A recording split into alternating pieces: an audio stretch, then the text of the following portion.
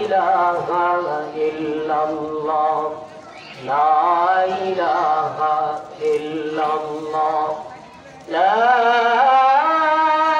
ইলাহা ইল্লাল্লাহ মুহাম্মাদুর রাসূলুল্লাহ সাল্লাল্লাহু আলাইহি ওয়াসাল্লাম। সকলেই আল্লাহ রাব্বুল আলামিনের শানে শুকরিয়া আদায় করি আলহামদুলিল্লাহ। আল্লাহ রাব্বুল আলামিন আমাদেরকে কোরআনের বাগানের উদ্যোগে আয়োজিত আরেকটি জান্নাতের বাগান, সেই বাগানে উপস্থিত হওয়ার তৌফিক দান করেছেন। সকলে বলি আলহামদুলিল্লাহ। হৃদয়ের গভীর থেকে সকলের মুখ থেকে আলহামদুলিল্লাহ আওয়াজ বের হয় নাই। আমি আবারও সকলের কাছে কামনা করছি হৃদয়ের গভীর থেকে সকলে আওয়াজ করে বলি আলহামদুলিল্লাহ। আমার ভাইয়েরা, আওয়াজ করার শক্তি আমাদেরকে কে দিয়েছেন? আল্লাহ দিয়েছেন।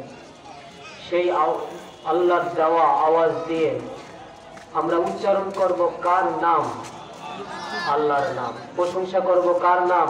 কার নাম নিয়ে? আল্লাহর নাম নিয়ে। যে আল্লাহ আমাদেরকে বাক শক্তি দিয়েছেন, কথা বলার শক্তি দিয়েছেন, সেই শক্তি দিয়ে আমরা আল্লাহর শুকরিয়া আদায় করব। আল্লাহ যদি না দিতেন, বাক শক্তি যদি আল্লাহ তাআলা দান না করতেন, আপনি আমিও অন্যান্য বোবার মতো দুনিয়া শুধু ফেল ফেল করে দেখতাম, কিন্তু কোনো কিছুর উত্তর, কোনো কথার জবাব দিতে পারতাম না। কি বলেন ঠিক কিনা? আবার যে আল্লাহ রাব্বুল আলামিন আপনাকে আমাকে কথা বলার তৌফিক দান করেছেন, সে আল্লাহ রাব্বুল আলামিন বোবা না হওয়ার সত্ত্বেও সুস্থ সবল মানুষকে মুহূর্তের মধ্যে নিশ্চুপ করে দিতে পারেন কি পারেন না? পারেন। সুতরাং যে আওয়াজ করার শক্তি আল্লাহ রাব্বুল আলামিন দিয়েছেন, সেই মুখ দিয়ে সবচেয়ে বেশি উচ্চারিত হবে কার নাম? আল্লাহ রাব্বুল আলামিনের নাম। কার নাম মুখ দিয়ে বেশি উচ্চারিত হবে? আল্লাহ রাব্বুল আলামিনের নাম মুখ দিয়ে বেশি বেশি উচ্চারণ করতে হবে, কারণ তিনি আপনাকে আমাকে যে কোনো মুহূর্তে বোবা বানিয়ে দিতে পারেন। যে কোনো মুহূর্তে আপনার আমার মুখ চুপ করিয়ে দিতে পারেন। পারেন কি পারেন না? তো সেই আল্লাহর উদ্দেশ্যে আমাদের আওয়াজ হবে। আল্লাহ রাব্বুল আলামিনের শানে প্রশংসা করতে গিয়ে, আল্লাহ রাব্বুল আলামিনের শানে তাকবীর ধ্বনি দিতে গিয়ে যদি পৃথিবীর কোন ব্যক্তি, কোন মানুষ যদি আমাদেরকে ভয় প্রতিপন্ন করতে চায়, আমাদের মুখ যদি বন্ধ করে দিতে চায়, আমরা তাদেরকে বলবো এই প্রাণের মধ্যে যতটুকু সময় পর্যন্ত এক বিন্দু পরিমাণ রক্ত থাকবে, ততক্ষণ পর্যন্ত আমরা আল্লাহ রাব্বুল আলামিনের শানে তাকবীর ধ্বনি দিয়েই যাব। কি বলেন ঠিক কিনা? পৃথিবীর কোন শক্তি, পৃথিবীর কোন শয়তানি শক্তি আমাদেরকে এক মুহূর্তের জন্য আল্লাহ রাব্বুল আলামিনের শানে কোন তাকবীর ধ্বনি স্তব্ধ করতে পারবে না। কি বলে ঠিক কিনা?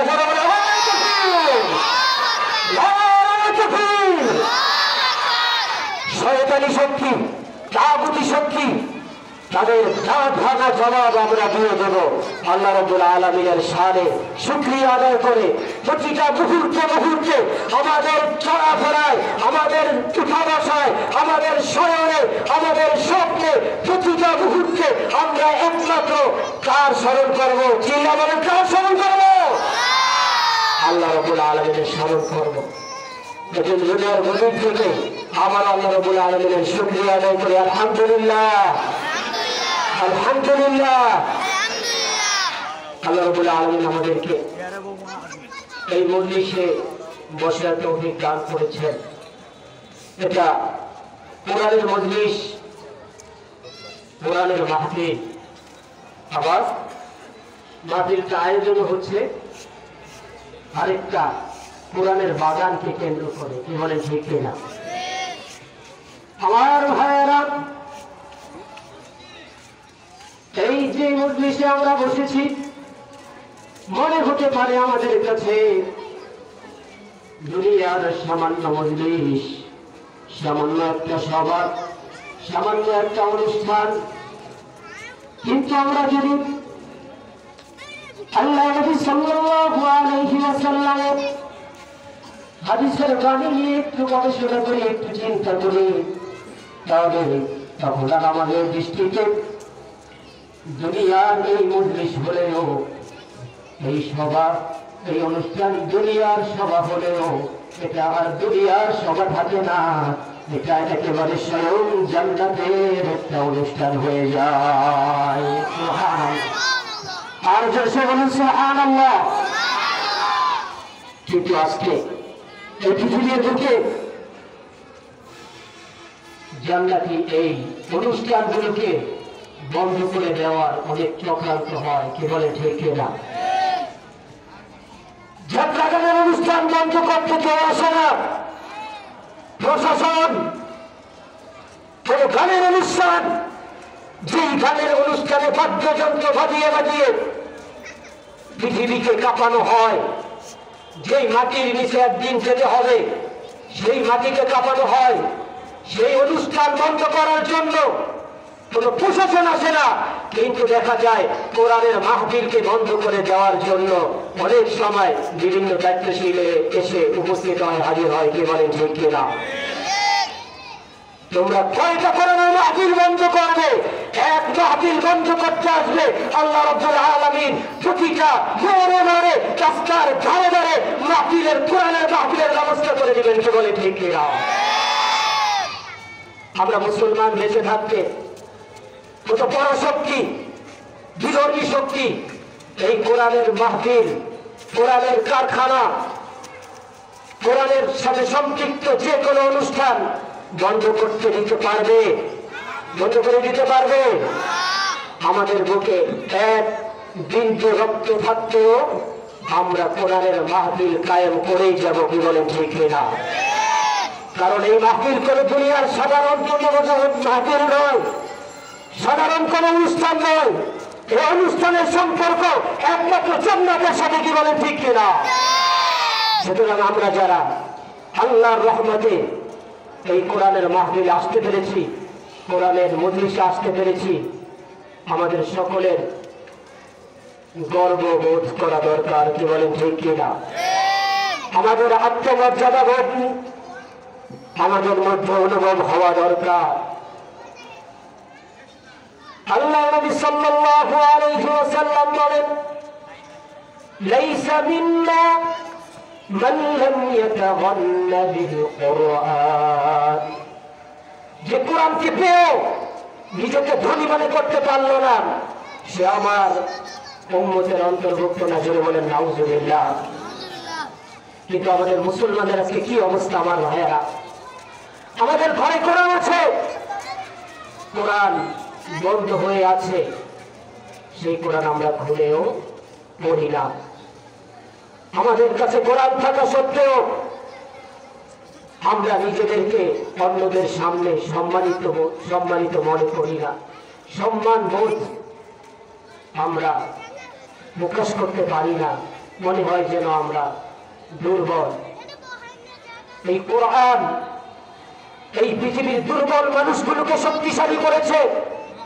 হযরত বেলাল রাদিয়াল্লাহু তাআলা আনহুর মতো মানুষকে এই কোরআন কত সুউচ্চ মর্যাদাবান করেছে। কিয়ামতের দিন হযরত বেলাল রাদিয়াল্লাহু তাআলা আনহু সকল মানুষের সামনে উঁচু হয়ে দাঁড়িয়ে থাকবেন, জোরে বলেন সুবহানাল্লাহ। অথচ সেই বেলাল রাদিয়াল্লাহু তাআলা আনহু কোরআনের আলো পাওয়ার আগ পর্যন্ত কি পরিস্থিতি ছিল? প্রত্যেকটা মানুষ তাকে অপমান করেছে। হযরত বেলাল রাদিয়াল্লাহু তাআলা আনহুকে দাস হিসাবে তার মনি গ্রহণ করে তিনি একটু চেহারায় কালো বর্ণের হওয়ার কারণে তার প্রতি যত অত্যাচার, জুলুম, নির্যাতন সব করেছে। কিন্তু এই কোরআন আসার পরে কোরআনে বেলাল রাদিয়াল্লাহু তাআলা আনহুকে এত মর্যাদা দান করেছে, ইসলামের প্রথম মুয়াজ্জিন হিসাবে স্বীকৃতি দিয়েছে। কিয়ামত পর্যন্ত এই পৃথিবীর প্রতিটা মসজিদের মিনারে মিনারে, প্রতিটা মুহূর্তে মুহূর্তে যত আযান হয়, যত আওয়াজ হবে, প্রত্যেকটা আওয়াজ, প্রত্যেকটা আযানের সুরের মধ্যে সেই বেলালের সুর প্রতি মুহূর্তে প্রতিধ্বনিত হবে। সুবহানাল্লাহ, আর জোরে বলুন সুবহানাল্লাহ। সুতরাং যুগে যুগে মুসলিম যদি তার জুলুম থেকে নিস্তার পেতে চায়, তাহলে দুর্বল ব্যক্তি যদি শক্তিশালীর অত্যাচার থেকে মুক্তি পেতে চায়, তাহলে তার জন্য এই কোরআনের কোনো বিকল্প, কোরআনের কোনো বিকল্প নেই। কোরআন মাজলুমের পক্ষে, কোরআন দুর্বলের পক্ষে, কোরআন দরিদ্রের পক্ষে, কিন্তু কোরআন অতিরিক্ত কোন যে ধনী স্বেচ্ছাচার, যে ধনী মানুষের প্রতি অত্যাচার করে করে ধনী হয়েছে, সেই ধনীকে কোরআন ধনী হতে দিবে না। এই কোরআন যদি বাস্তবায়ন হয়, এই কোরআনের বিধান যদি বাস্তবায়ন হয়, তাহলে গরিবদের ক্ষতি হবে না। ইসলাম বিদ্বেষীরা, কোরআন বিদ্বেষীরা আপনাকে আমাকে বুঝাবে যে খবরদার কোরআনী শাসনের পক্ষে ভোট দিও না, কোরআনী বিধান বাস্তবায়ন করতে দিও না, তাহলে তোমরা চুরি করতে পারবে না, তোমরা খারাপ কাজ করতে পারবে না। এরকম বিভিন্ন কথা বলে বলে কোরআন থেকে দূরে সরানোর চেষ্টা করবে। চেষ্টা করে কি করে না? আমার ভাইয়েরা, আমাদেরকে মনে রাখতে হবে, কোরআন 2 টাকার পকেট মার। রাস্তাঘাটের সাধারণ চোরের হাত কাটতে কোরআন কখনো বলে নাই, বলে দেব না। বরং যারা এই গরিবদেরকে ভয় দেখায়, তাদের মতো পুকুর চুরি, দিঘি চুরি, সাগর চুরি, নদী চুরি যারা করে, তাদের হাত কাটবে, তাদের বংশ নির্মূল করবে এই কোরআন। সেই ভয়ে তারা দরিদ্র, গরিব, অসহায় মানুষকে তারা কোরআনের শাসনের ভয় দেখায়। কি বলেন ঠিক কিনা?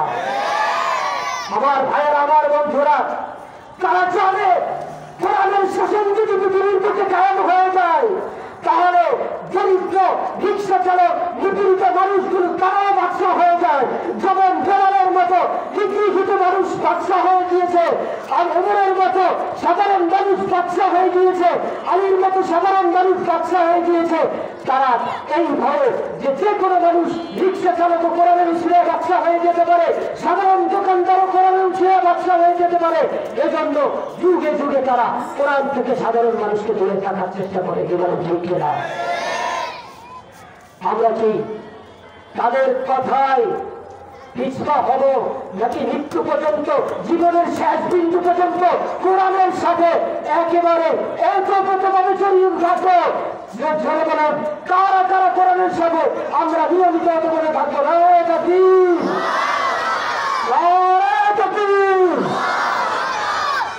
আমার ভাইয়েরা, আমার বন্ধুরা, আমরা মুসলমান, এই কোরআনের মতো এত বড় সম্পদ পেয়েও আমরা নিজেদেরকে ধনী মনে করছি না।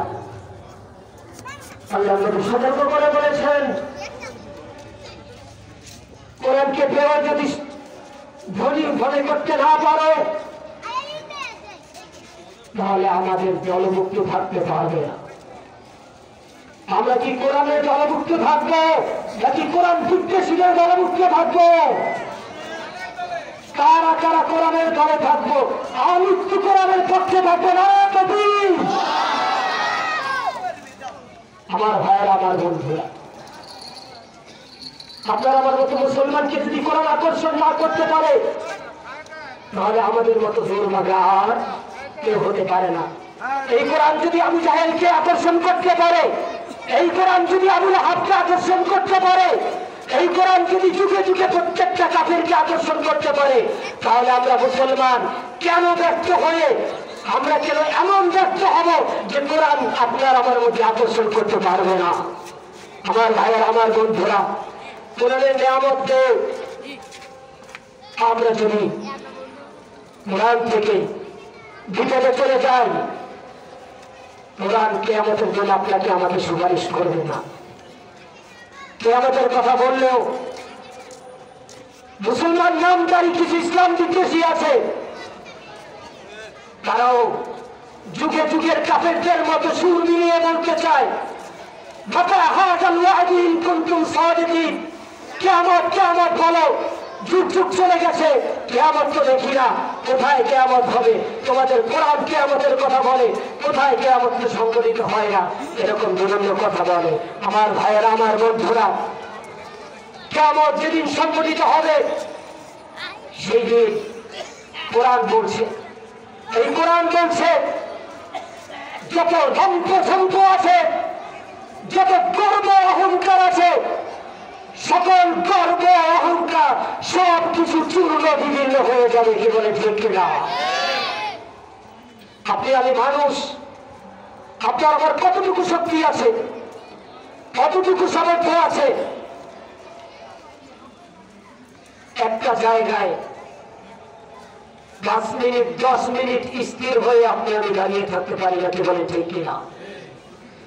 যুগের পর যুগ আল্লাহ রাব্বুল আলামিন যে পাহাড় সৃষ্টি করেছেন, যুগের পরে যুগ ওই পাহাড় স্থির হয়ে পৃথিবীর উপরে দাঁড়িয়ে আছে এবং পৃথিবীকে ভূমিকম্প থেকে রক্ষা করছে। সেই পাহাড়, সেই স্থির পাহাড় পর্যন্ত আল্লাহ রাব্বুল আলামিন বলছেন ওয়াসরিয়াতিল জিবালু ফাকানাত সারাবা। এই পাহাড় অবুসাতিল জিবালু বাসসা, এই পাহাড়গুলো চূর্ণ বিদীর্ণ হয়ে সব কিছু চুরমার হয়ে যাবে। সুতরাং যখন কিয়ামত কায়েম হবে, আপনার আমার কিসের অহংকার? কিয়ামত তো পরের কথা। শুধু যদি কোথাও আমরা দাঁড়িয়ে থাকি, একটু আওয়াজ আসলে ওই দাঁড়ানো থেকে আমরা ভেঙে পড়ে মাটিতে পড়ে যাই। কি বলে ঠিক কিনা? তাহলে কিয়ামত কত ভয়ঙ্কর হবে। সুতরাং কাফেরদের মুশরিকদের মতো বারবার আমাদেরকে বলো না, আমরা যারা কোরআনের কথা বলি আমাদেরকে এই কথা বলতে শোনা যে তোমাদের এই কিয়ামতের গল্প আমরা অনেক শুনেছি, এরকম কথা বলো না, উপহাস করো না। এই উপহাস হযরত নূহ আলাইহিস সালামের সাথে করা হয়েছে, হযরত মূসা আলাইহিস সালামের সাথে ফিরআউন বারবার করেছে, নমরুদ ইব্রাহিম আলাইহিস সালামের সাথে বারবার করেছে। কিন্তু আল্লাহ রাব্বুল আলামিন যখন এই উপহাসের জবাব দিয়েছেন, তখন সেই উপহাসের সম্মুখে 1 সেকেন্ড, 1 বিন্দু পরিমাণ সময়ও দাঁড়িয়ে থাকার সুযোগ হয় না। এই জন্য বলছি আমার ভাইয়েরা, আমার বন্ধুরা, কিয়ামতের এই বিভীষিকাময় মুহূর্ত থেকে যদি আপনি আমি, সেই বিভীষিকাময় মুহূর্তে যদি আপনি আমি নিরাপদে থাকতে চাই, শান্তভাবে যদি থাকতে চাই, সেই ভয়াবহ কঠিন মুহূর্তে যদি কখনো নিশ্চিন্ত থাকতে চাই, তাহলে সেই নিশ্চিন্ত থাকার একমাত্র উপায় হলো কোরআন অবলম্বন। কি বলে ঠিক কিনা? আমার ভাইয়েরা, আমার বন্ধুরা, কিয়ামত ঘনিয়ে যাচ্ছে। কোরআনকে যদি আপনি না ধরি, যেভাবে পারি সেভাবে যদি কোরআনকে আঁকড়ে না ধরি, তেলাওয়াতের মাধ্যমে যারা কোরআনকে বুঝবো, কোরআনের বিধান পালনের মাধ্যমে কোরআনের প্রতিষ্ঠানকে বেগবান করার মাধ্যমে নিজের সন্তান, নিজের পরবর্তী প্রজন্মকে কোরআন শিক্ষাদানের মাধ্যমে এই বিভিন্ন পদ্ধতিতে যদি কোরআনকে আঁকড়ে ধরতে পারি, তাহলে যে কোনো ভাবে এই কোরআন আপনার আমার কঠিন মুহূর্তে আপনাকে আমাকে উপায় হিসাবে, অবলম্বন হিসাবে আপনার আমার সহযোগিতা করবে। কি বলে ঠিক কিনা?